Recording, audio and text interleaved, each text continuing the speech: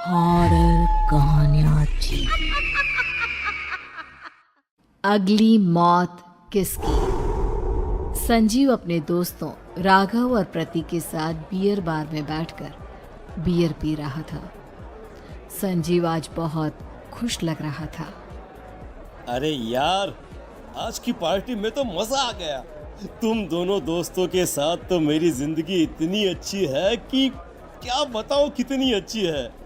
अरे भाई, अब दोस्ती की है तो जीना मरना सब साथ में। हाँ, अरे यार सुनो, जल्दी से एक बियर और ऑर्डर करते हैं ना, एक आखिरी, और उसके बाद ये जश्न यहीं खत्म हो जाएगा।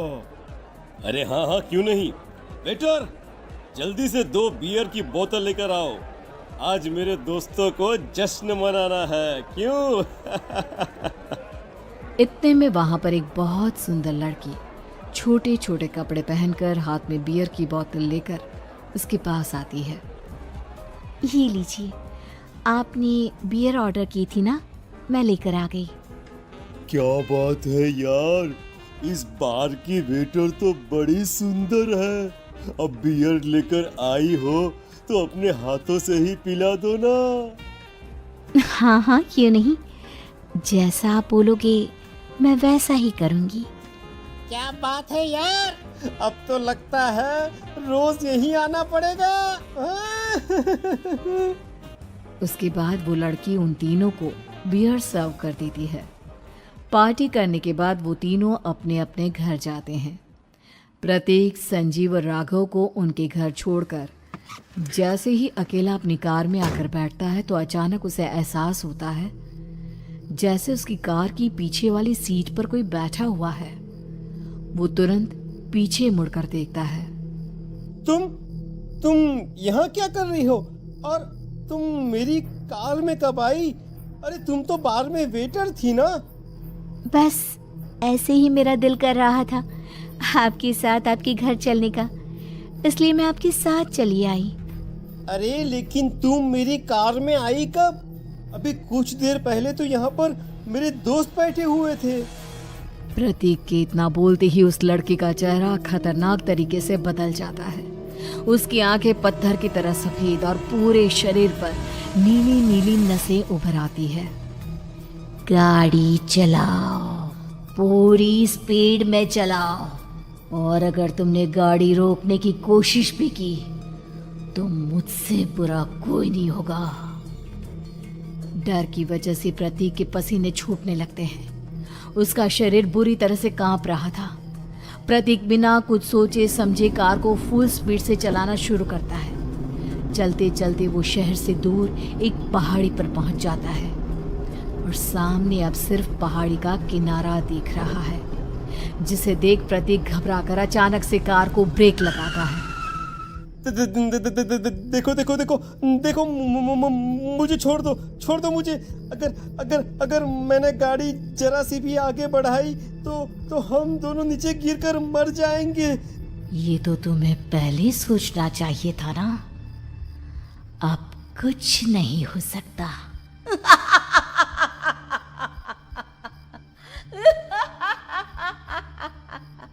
छोड़ दो मुझे। नहीं, प्लीज मुझे छोड़ दो। प्लीज मुझे जाने दो। छोड़ दो मुझे। गाड़ी आगे बढ़ाओ। और तभी अचानक से बिना प्रतीक के स्टार्ट किए उनकी कार आगे बढ़ती है और गहरी खाई में गिर जाती है। उसके चीखने की आवाज़ चारों तरफ सुनाई देती है।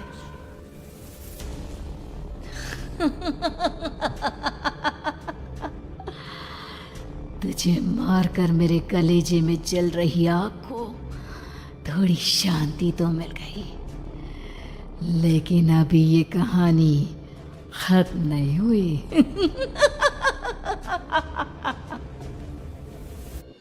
और फिर अगले दिन राघव और संजीव को पता चलता है कि प्रतीक की पहाड़ी से नीचे गिरकर मौत हो गई।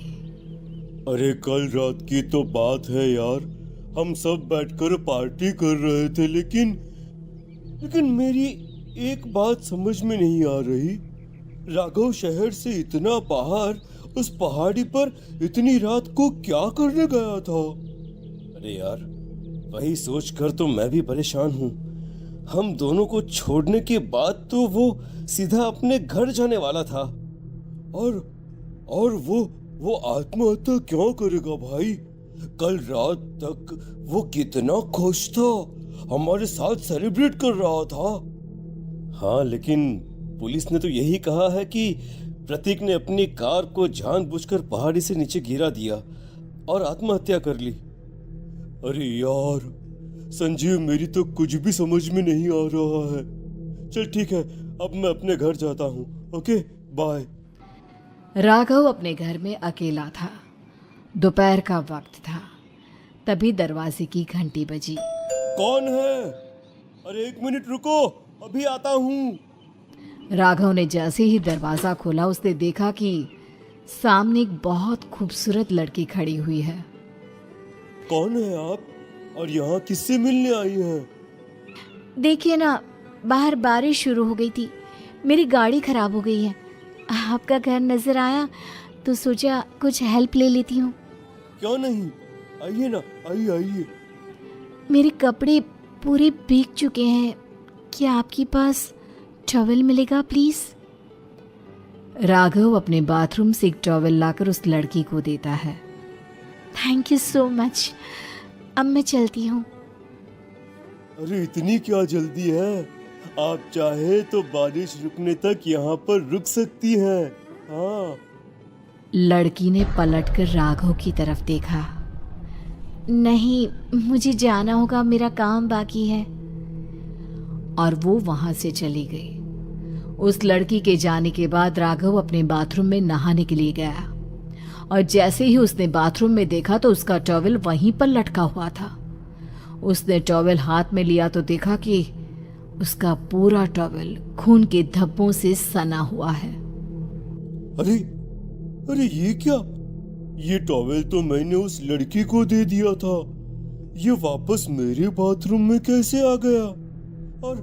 और इस पर ये खून के धब्बे कहां से आ गए? राघव ने आईने में देखा तो उसकी गर्दन पर एक बड़ा सा चाकू का कट लगा हुआ था जिससे खून बह रहा था, जिसे देख राघव के होश उड़ गए। हाँ, अरे ये क्या? मेरी गर्दन इतनी ज्यादा कटी हुई है और मुझे दर्द भी नहीं हो रहा है। ये क्या हो रहा है मेरे साथ? राघव घबराकर बाथरूम से बाहर आया और अपना मोबाइल उठाकर उसने संजीव को फोन लगाया। संजीव जल्दी से मेरे पास आ जाओ। मुझे लगता है कुछ बहुत बड़ी गड़बड़ है, जल्दी आ जाओ। उधर से आवाज आई, लेकिन वो आवाज संजीव की नहीं बल्कि एक लड़की की थी। कुछ अजीब नहीं हुआ है, बस तुम्हारी मौत तुमसे मिलने आई थी और तुम्हें मारकर चली गई। अब तुम इस दुनिया का हिस्सा नहीं हो राघव, इसलिए तुम्हें अपनी गर्दन के कटने का दर्द भी महसूस नहीं हो रहा। नहीं, ऐसा नहीं हो सकता, ऐसा नहीं हो सकता। कौन हो तुम? तुम्हारी मौत। अब संजीव के पास खबर पहुंचती है कि राघव ने अपने ही घर में चाकू से गर्दन काटकर आत्महत्या कर ली। ये सुनने के बाद संजीव के होश उड़ गए। वो पसीने से तरबतर हो गया और एक अनजाना डर अब उसके दिल को सताने लगा। संजीव के साथ ही उसका एक छोटा भाई राजीव भी रहा करता था। अपने भाई को इस तरह परेशान देखकर राजीव उसके पास आया। अरे भैया, क्या हुआ भैया? आप इतने घबराए हुए क्यों लग रहे हैं? प्रतीक और राघव की मौत, मेरा मतलब मेरी कुछ समझ में नहीं आ रहा भाई। अचानक से मेरे दोनों दोस्तों ने आत्महत्या क्यों कर ली? अरे वो तो मेरी भी समझ में नहीं आ रहा है भैया। हाँ, हो सकता है कि कोई परेशानी होगी और इसीलिए उन्होंने ऐसा किया होगा। हाँ, लेकिन दोनों की जिंदगी में एक साथ परेशानी और दोनों का इतनी खतरनाक तरीके से आत्महत्या करना, कहीं ऐसा तो नहीं मैं भी मर जाऊंगा? अरे आप ऐसी बातें क्यों कर रहे हैं भैया? वैसे ही मैं इतना परेशान हूँ। जब से अंजलि ने मेरा साथ छोड़ा है तब से सब कुछ बहुत अजीब सा हो गया है। रोज रात को डरावने सपने आते हैं। ऐसा लगता है जैसे अंजलि बार बार मेरे सपनों में आकर मुझे डराने की कोशिश करती है। अंजलि का नाम सुनते ही संजीव की आंखें फट गई और उसके गले में आवाज अटक गई। उसके चेहरे पर घबराहट साफ नजर आ रही थी। कौन थी वो लड़की जिसने प्रतीक और राघव को आत्महत्या की आड़ में मौत के घाट उतार दिया? और कौन थी अंजलि जो बार बार राजीव के सपनों में आकर उसे डरा रही थी? अंजलि का नाम सुनकर संजीव इतना घबरा क्यों गया? इन सवालों के जवाब जानने के लिए देखिए इस खतरनाक कहानी का अगला भाग।